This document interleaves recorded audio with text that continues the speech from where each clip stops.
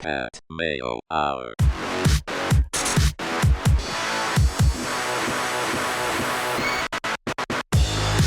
Welcome to the Pat Mayo Hour, UFC Fortaleza DraftKings picks and preview. Before we get into the picks, Cody Saftic is here with me.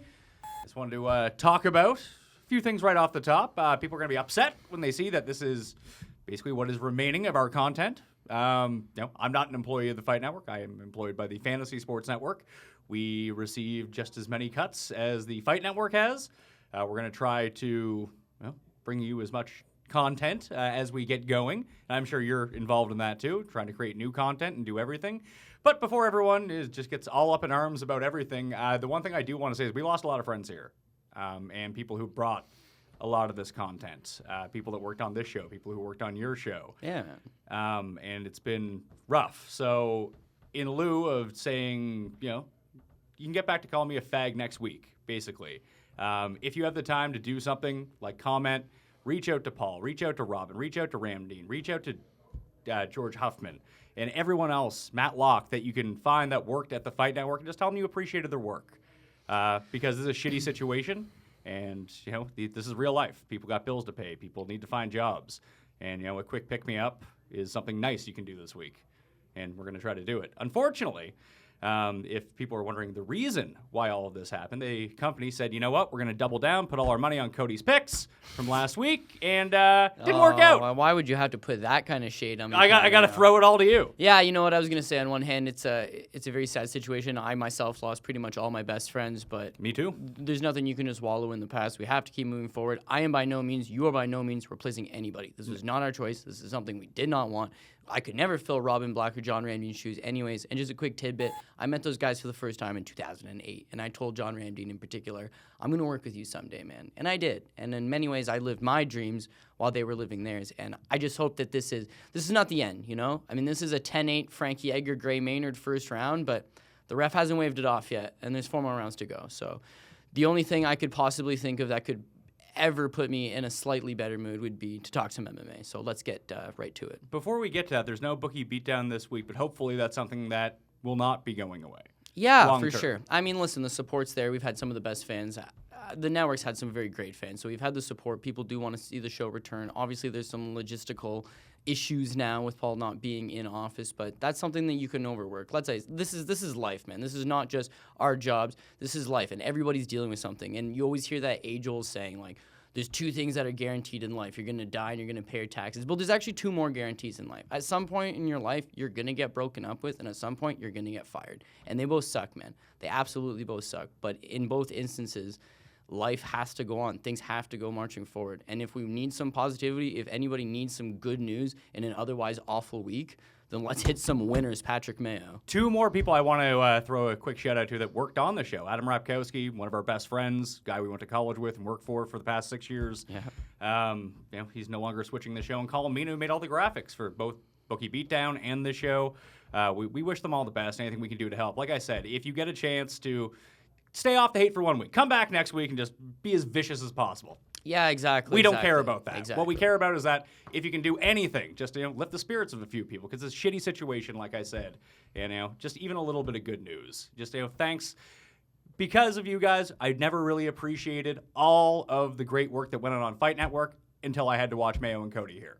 Yeah, Something like that. It'll be fun. I never realized how much I appreciate Pat Mayo until I was forced to do a show with Pat Mayo because everything else was temporarily at the very least. But you know what? Like I said, we'll come back from this, so it happens. All right, let's get to the picks. Let's try to win some money this week. Fortaleza? Yeah, Fortaleza, I'm not Brazil. great with my Brazilian pronunciations. Yeah, exactly. So we're going to start off with Paulo. This is actually one I struggle with. Borrachinha, I believe. Anyways, Jungle Fights champion, 185 pounds. The guy is a potent finisher. If there is one issue on him is that he finishes pretty much all of his fights in the very first round. He can knock you out. He can submit you. He's young. He's athletic. He's got some decent size for the division. The one time we've seen him go beyond that first round, he tried to get into tough Brazil, and he ends up losing a decision to Mauricio Alexander in a 3-rounder. So if this fight is going to go a couple rounds, he's going to have some issues. What he does have going for him is that, while he's fighting in Brazil, we see these aggressive Brazilian fighters always fight better at home. This is more than a winnable fight for him. And quite frankly, worst case scenario, Gareth McLellan can only just hold him down.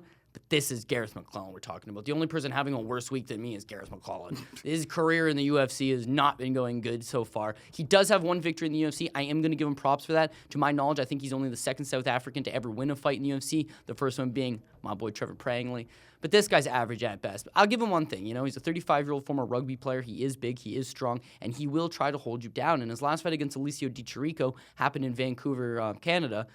I didn't think it was the worst performance of him. But if you're looking back on that performance for what it was, his best moments are clinging on for dear life. He gets on you, he holds you up against the cage, he tries to get you down, you just get back up because quite frankly, it's not like his ground control is magnificent by no means. You can just keep getting back up. When I look at Paulo's a big, strong guy. If he does get taken down, I think he'll get back up and he will land those shots. If you look at Gareth McLellan, he has lost, I believe, 5 times in the past. He's been finished in 3 of those 5 times. He lost to Magnus Siedenblad in the UFC in a fight that he was pretty much tagged up and finished in the second.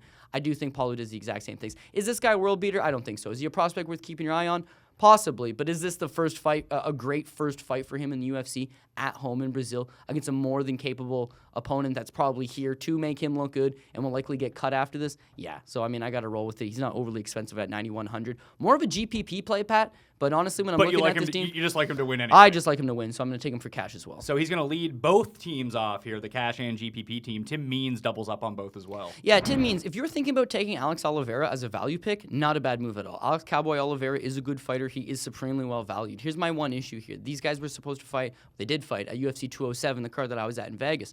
I was in many ways talking about, geez, Alex Oliveira is he's big, he's strong, he's got a good ground game, he's coming off a big win over Will Brooks. The guy's tough. He goes in there against Tim Means, and what happens is he's pretty much on his way to, in most people's opinions would be, to losing the fight. He gets grounded, he's on one knee, he eats a pair of illegal knees. Now, it probably should have been a DQ win for him, but instead they decide, okay, you know what, we're just kind of changing the rules on what a downed opponent is. Maybe this guy was confused. They decide to give him a no contest. Very nice of them to give him a no contest because he probably should have got DQ'd for illegal knees. But regardless, they just rebooked the fight. What we saw in that fight, though, is what my one concern for Alex Oliveira is. You look at some of his best performance in the UFC, Pat. He is a gigantic 155-pound fighter.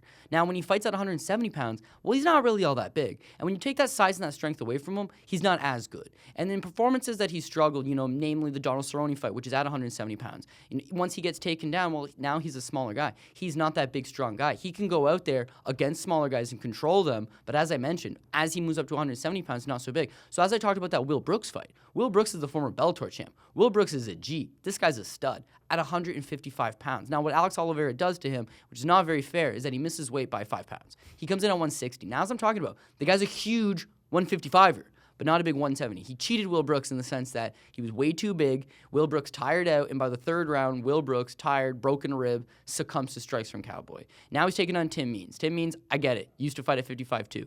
The guy's big. He's a big, strong guy. Alex Oliveira's best option is to get into the clinch with him. And if you get into the clinch with him, you're going to open yourself up to elbow city and knee city. Tim Means is the dirty bird for a reason. He fights dirty in the cleanest of ways. And he's just magnificent to watch. I think that very much so he should be able to win this. When I'm looking at a cash game team and a GPP team, he's got a high ceiling. He's got a fairly low basement, I would imagine. And unless he just gets caught by a guillotine choke or gets taken down and gives up his back, that would be an issue. But Tim Means is fighting some of his best fights right now, so I'm going to take him. In the main event, Vitor Belfort going up against Gastelum, you have him on the team. He's the cheapest player on the board, $6,700.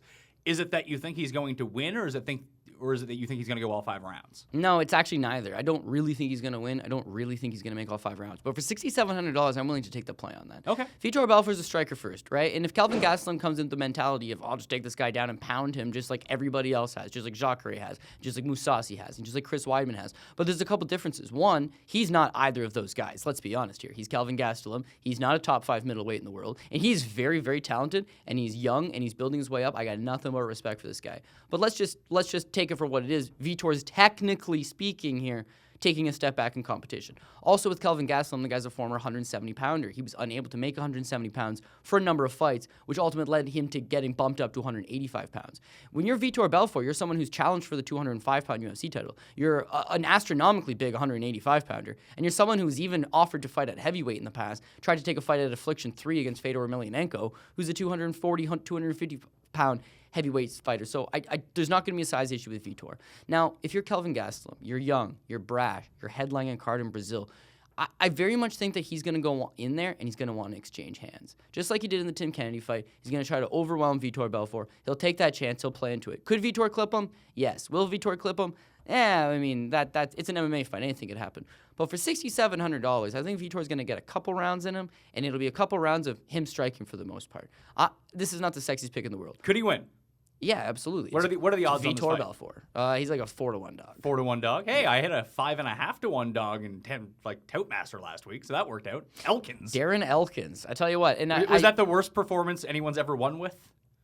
Was that the fight? I saw one fight was it Elkins who just didn't land any punches? Well, Elkins was getting dominated the whole time. And I'm not going to toot my own horn, but I distinctly said, there's no featherweight on the planet who should be a 7-1 favorite over Darren Elkins because the guy's just durable. He just hangs around. People online were saying, shame on his coaches for not throwing in the towel after round 1.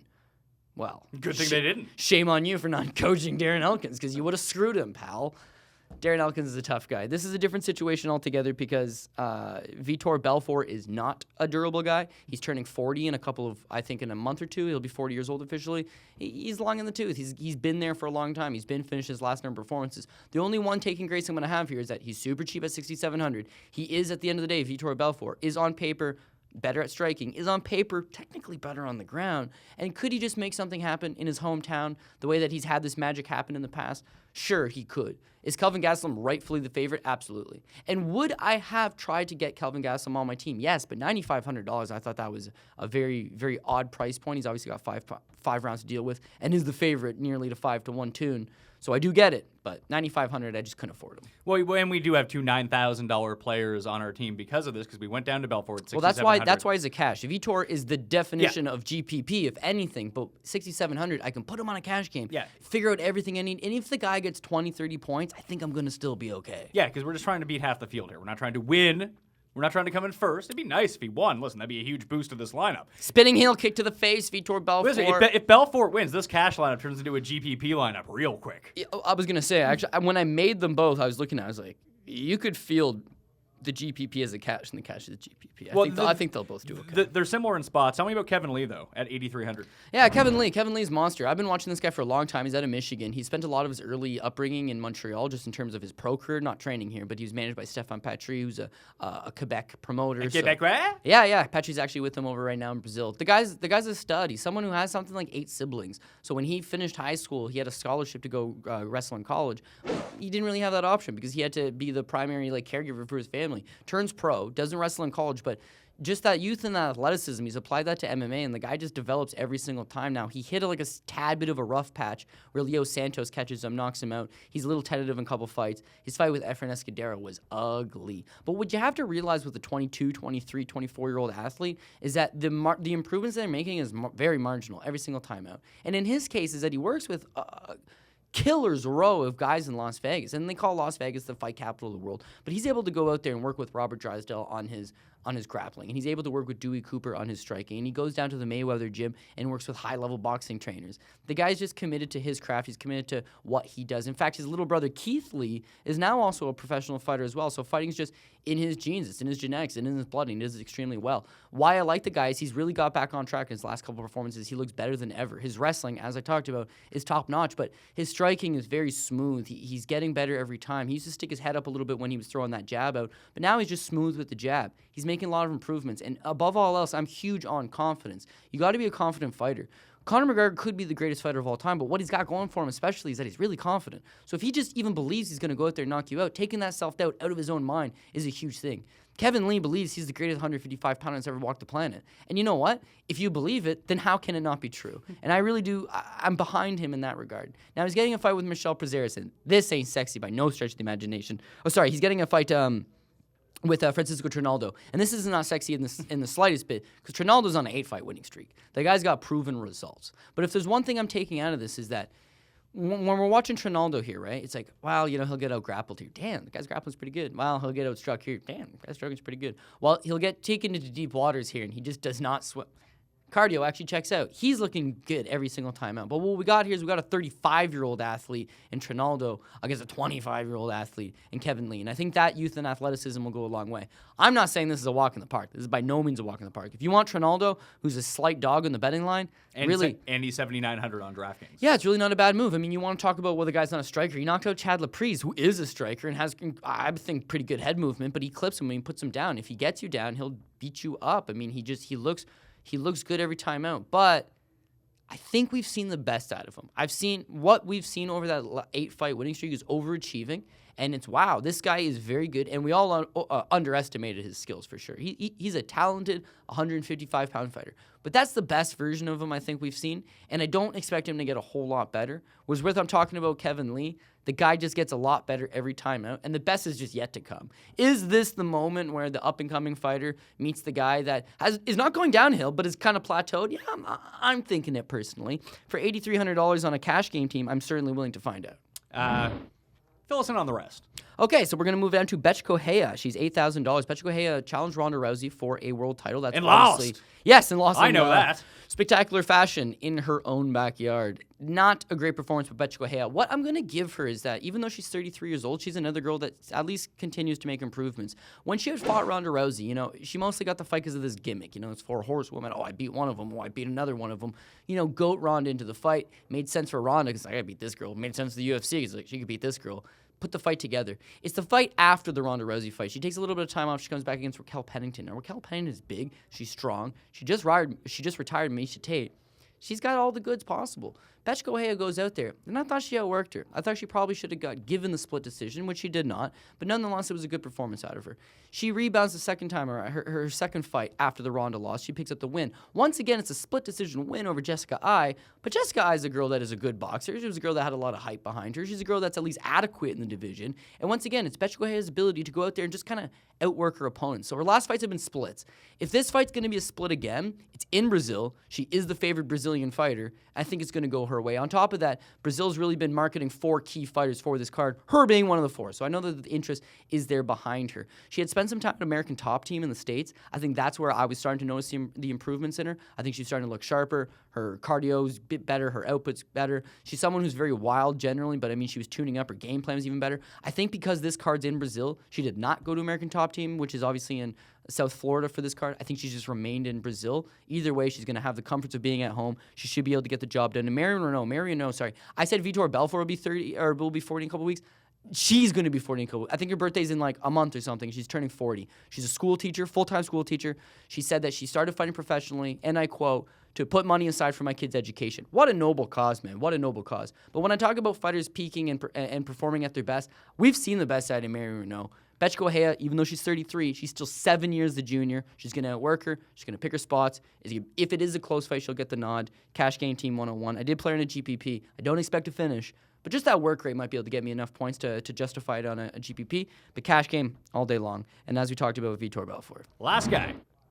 Well, now we're moving on to the GPP team. No, we had Michael Prazeres. Oh, Michael Prazeres. Yeah. Prazeres? Yeah, okay. Well, this one actually pains me a lot because the people's warrior is Cody's warrior, Josh Burkman. Oh, love this guy. Been following this guy for a very long time. The problem is that when you say stuff like I've been following Josh Burkman for a very long time, you date yourself, man, because he's been fighting for a very long time. And you just... The last couple of years probably haven't been the best. He probably hit his peak margin when he beat John Fitch for the World Series of Fighting title. You get this title at 170 pounds. This? I believe 2012, 2013, probably 2013. You win this title. It's like, oh, wow, the UFC is now interested in bringing you back into the fold because you just beat a former title challenger in John Fitch for another organization. You won a world title. Let's bring him back in the fold. The thing is that he's got a number of things going wrong for him. He used to play fullback for, I believe, the University of Utah, like some 20 years ago, and his body's just broken down, right? Which is okay. He gets into the UFC. He's making it go. His back completely shoots out. So he's had a number of major back surgeries just to get him back into athletic competition. And that's always going to be troublesome, especially as you're an aging athlete.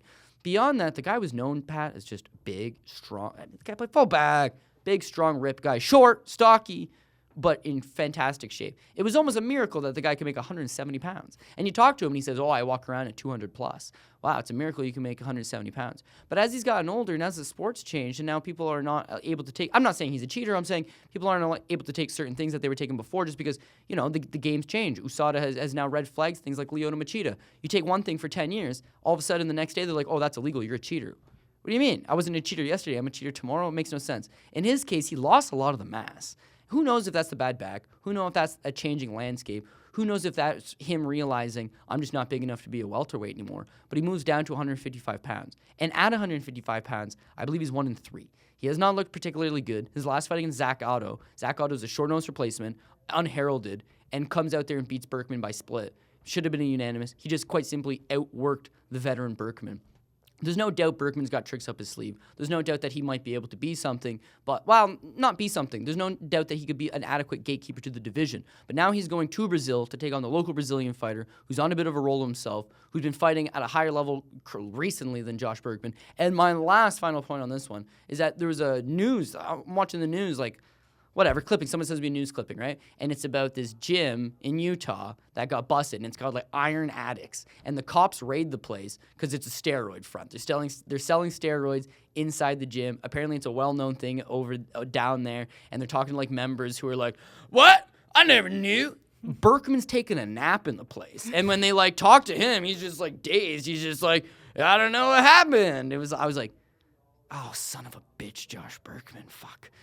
So what I'm getting at is here I'm going with Prazeres. I think Prazeres gets the job done. As I mentioned, he's been fighting some good fights recently. If you look at his last number, I think it's his last 3 anyway, he's looking good. And I mistaked him with Francisco Trinaldo, and it's not even that I obviously didn't mean to do it, but no, it makes sense because him, Gleison Tebow, Trinaldo, they're all the exact same mold. That exact same mold has a lot of success against a certain type of fighter. This is that certain type of fighter. He's $8,900. He is expensive. But if there's one thing about Josh Burkman can either be really, really, really durable and go 3 rounds of Hector Lombard, or he can make a mistake at some point and get taken out the way he did against Dong Yun Kim.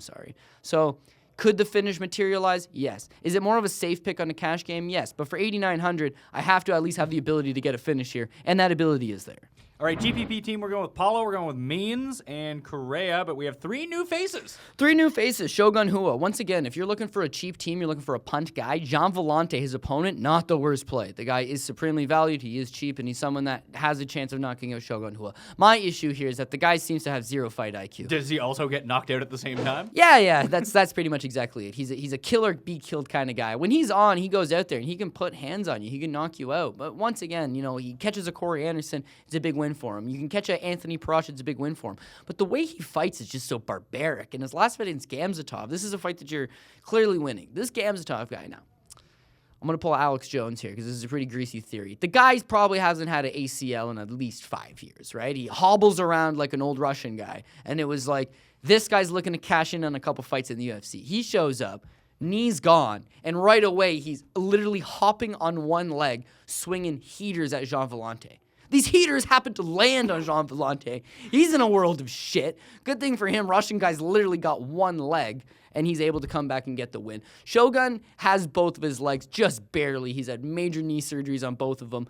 Thankfully, he's had enough money to get the operation done.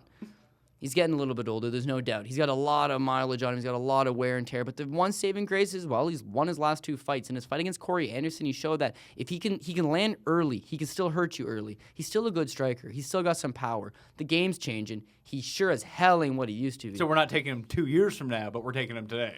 We're taking him today because if there's anything we've seen from Shogun is that he's willing to take the beating if need be, and he'll try to stay in the fight. And when he's on, he's on. And he's on farther than the level of Jean Villante. We always hear with Jean Villante, oh, this guy's so good, he trains with Chris Weidman. But when are we really going to see those results, man? We just don't. And the thing is, I think he gets to Brazil, I think he feeds off the crowd, and I think he just says, let's do this. And I'm not going to lie. This is probably a closer fight than the odds maker's saying it's going to be.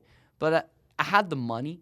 So I said, hey, I want the guy that I think's going to win, the aging legend, Brazilian legend, the former champion in Brazil, Shogun Hua, probably one of my first original favorite fighters. Don't fail me now, baby. Why Dariush at 7,500? Just for the strict knockout potential?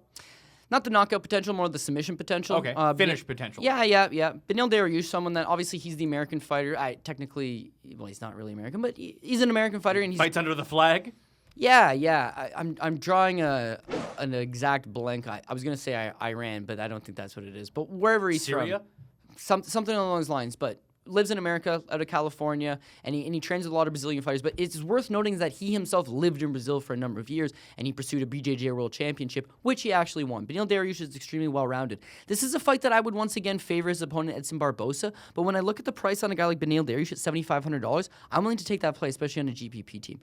Edson Barboza is 31 years old, and when we see him, man, he is extremely talented. He's extremely exciting, and there's no doubt he's fighting his best fights right now. You look at the fight with Anthony Pettis, marches him back, outstrikes a former champion like that. Look at the fight with Gilbert Melendez, keep the fight standing, outstrike a guy like that. He's talented. But the way he loses is you can catch him in a submission. You can get this guy. Tony Ferguson, all he needs is that one opportunity to get on his neck. Now, yes, that's a chaotic fight. The scramble had to be created. He had to beat him up. He had to tire him out. But there's no doubt, the second that his neck got presented, Tony Ferguson lashed onto it, and he's able to submit him. The Donald Cerrone fight, he is kicking the shit out of Donald Cerrone. Donald Cerrone hits him with a stiff jab. It's not that the stiff jab hurts him. It's that the stiff jab drops him temporarily. And on his way back up, Donald Cerrone takes his back and chokes him out.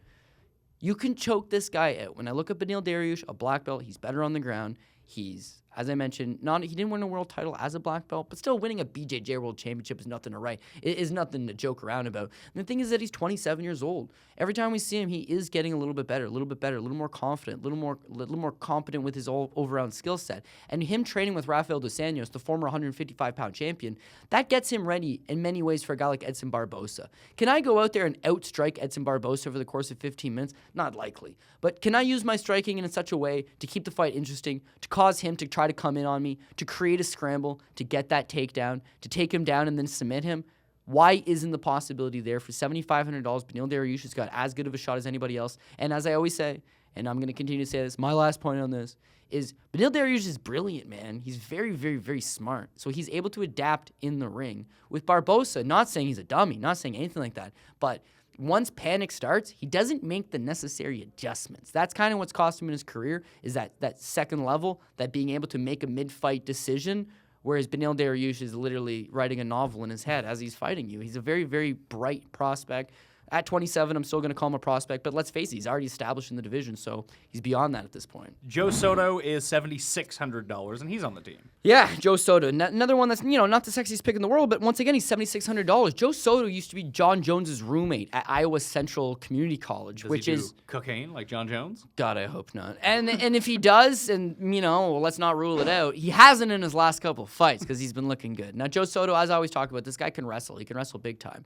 It's that he gets into these spots with you where, imagine that you were making a prototypical fighter, right? It's going to come out like Joe Soto. You give the guy good wrestling. Boom! Iowa Central Community College, a good wrestling program. Colby Covington wrestled there. John Jones wrestled there. So it's like doing the create a player in Madden? Yeah, we just created So you've increased his wrestling very high. That's what you're starting with. We just gave him good wrestling. Oh, his BJJ, boom. We're going to give him a brown belt under David Terrell, who, by the way, this brown belt might as well be a black belt if it's going to be under a guy like that. Training out of a hotbed for Brazilian Jiu-Jitsu in Southern California. The guy goes and he places second at the Eddie Bravo Invitational, which is a strictly Jiu-Jitsu tournament. He goes in his last fight against Marco Beltran. Pat, he took the fight on 5 days' notice at Mexico City, which is 1,000 feet up in the air, against a more or less local opponent, and he submits him with a knee bar. 2 minutes into the first round, submissions, legit. Wrestling, legit. Well, how are his hands? Shit, not that bad, man. Moves forward. Doesn't move his head as much as I'd like. Then what is it? He can't tie it all together. Ah. If he's striking you, he's just striking you. And if he's wrestling you, he's just wrestling. So there's no combos and nothing leading one thing into another? Yeah, man. Use your hands to set up the takedown. Or, use your wrestling to make him think, shit, he's going to shoot and then hit him. That's the one thing that irks me, maybe just ever so slightly. So a couple fights ago, he takes on Michinori Tanaka. Tanaka is a black belt in judo, and he's very good in BJJ. The thought process for me on that fight, and I did get it wrong, is Soto's wrestling will be good enough to avoid the takedowns from Tanaka, and it wasn't. He was getting taken down. But by round 3, Tanaka's so gassed, Joe Soto murders him in the third round. Thing is, it wasn't enough to get a 10-8. It wasn't enough to get a finish. So he loses a very close decision to Tanaka. I just think since then, he's made the necessary adjustments. Since then, he's figured, okay, if I'm on short notice, stay ready. If I'm not going to be on short notice, got to keep in prime shape at all times. I can come in here. I can be a factor. I was worried about his chin because Anthony Burchak absolutely starched him, following Joe Warren back in the day starching him, following TJ Dillashaw in that one title fight starching him. Maybe his chin's an issue. But I can assure you, Ronnie Yahya has no punching power. Punching power is something that Ronnie Yahya certainly does not have. So, can Ronnie Yahya beat Joe Soto? Yes, he's better on the ground. Technically speaking, this guy's a 2003 ADCC champion.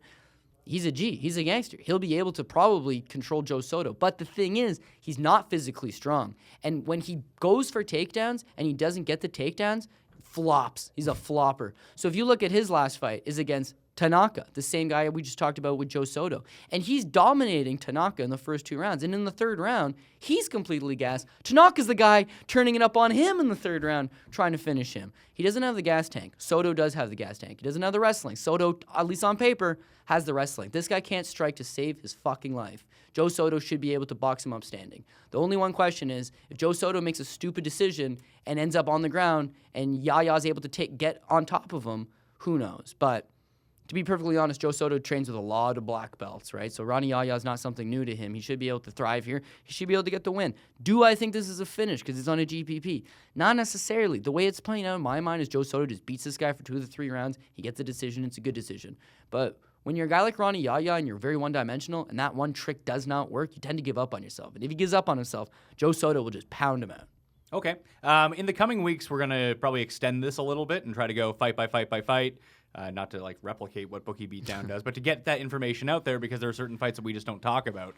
So just very quickly, on the rest of the fights that we haven't talked about, which way are you leaning? Well, do you want to know like expensive guys, cheap guys? Just doesn't matter. Just any fight that we haven't particularly, like I think we went through 9 fights. Okay, so Sergio Moraes. We talk about BJJ champions, and that's not just something that you hand out. Now, I've heard of like, oh, I'm the Brazilian state champion. Okay, but that's not a world title. But if you're a world champion, that really counts for something. Sergio Moraes is someone who's won a world title. Paul and I, God, why'd I say that?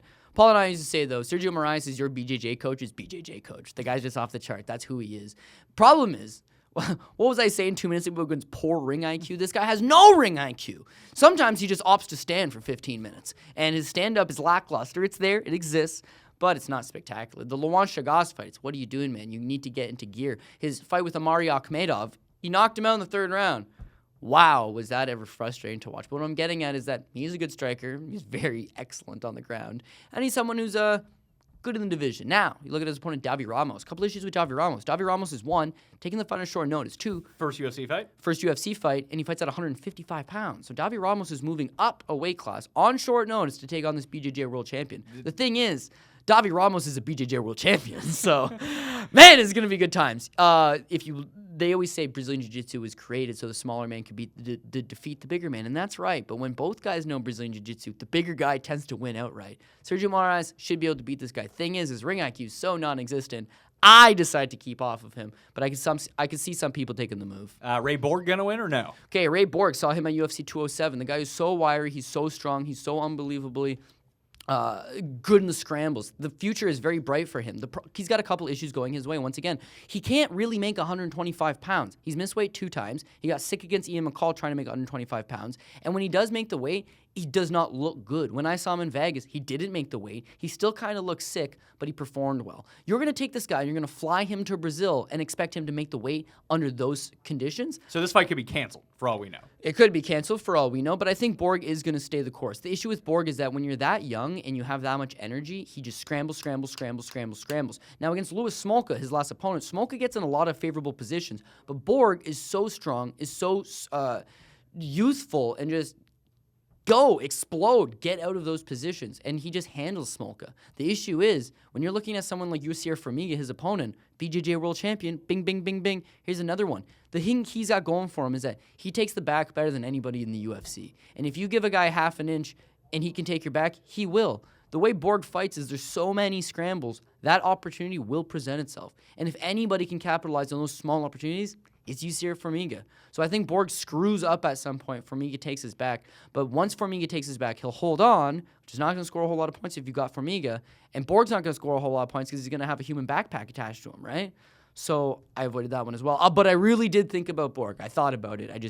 I didn't want to take the downhill chance that he just wears a backpack. Very quickly, Jason versus Kennedy. Jason versus Kennedy. Okay, so Hani Jason, if you were going to play GPP, you'd think that Hani Jason's a guy you want to have. A lot of good power, BJJ black belt, not a world champion, but someone who's very good with his submissions as well, very good with his striking. The issue is that he's come through the UFC, he's a little bit older, but he comes through the UFC and wins the Ultimate Fighter, making a name for himself. He has this, I'm going to say less than spectacular fight, but the fact is that it didn't really matter. He won? He won in the first round with a nice submission. There we go. Then he tested positive for steroids. Now, I think he said it was a diuretic, so it was a steroid masking agent.